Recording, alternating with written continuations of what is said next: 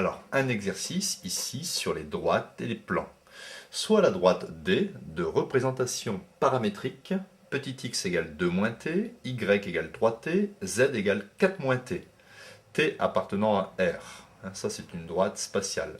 Première question, il faut donner une équation cartésienne du plan Q qui passe par le point A, 1, 2, 5 et qui est perpendiculaire à la droite D. Deuxième question, il faut calculer la distance de l'origine du repère à ce plan P. Alors, correction. Ici, je représentais le plan P et la droite D qui est perpendiculaire au plan P. Alors, si je regarde ici la droite D, je peux trouver ici un vecteur directeur de cette droite D.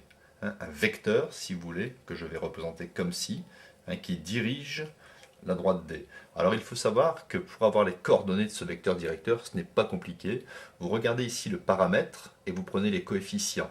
Donc ça fait moins 1, ici ça fait 3, c'est le coefficient qui est collé ici à T. Et ici ça fait moins 1. Je peux donc dire que le vecteur V, qui est un vecteur directeur de la droite, est aussi un vecteur normal pour le plan P.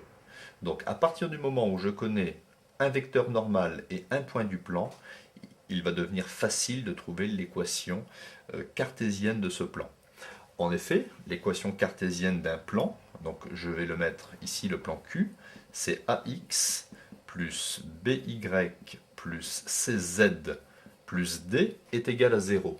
Avec ici, ABC sont les coordonnées du vecteur normal. Donc je remplace A par moins 1, ça fait moins 1x, B par 3, ça fait 3y, et C par moins 1, ça fait moins 1z, plus D est égal à 0.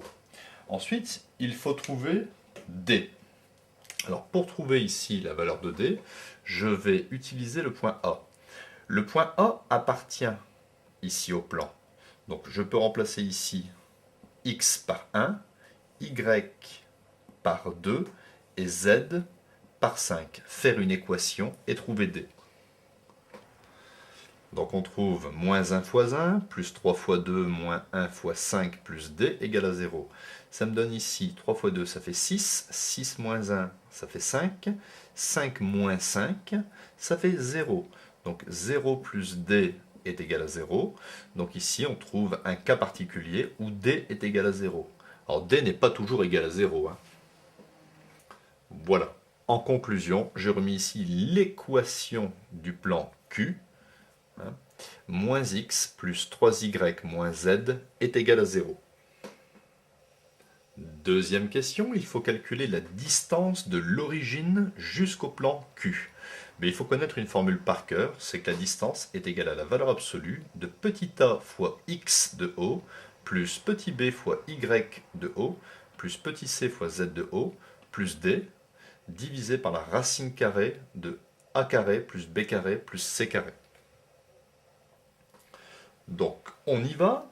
x0, y0 et z0 font 0, parce que l'origine a pour coordonnées 0, 0, 0. Ça c'est x0, y0, z0. Donc tout ça c'est nul. Or, d est aussi nul, puisqu'on l'a démontré, le petit coefficient d vaut 0. Donc, ici, la distance, que je vais le marquer comme ça, la distance de l'origine au plan Q est égale à 0 divisé par une quantité. Donc, nous pouvons affirmer que la distance du point O au plan Q est égale à 0, même si l'on doit diviser par cette quantité.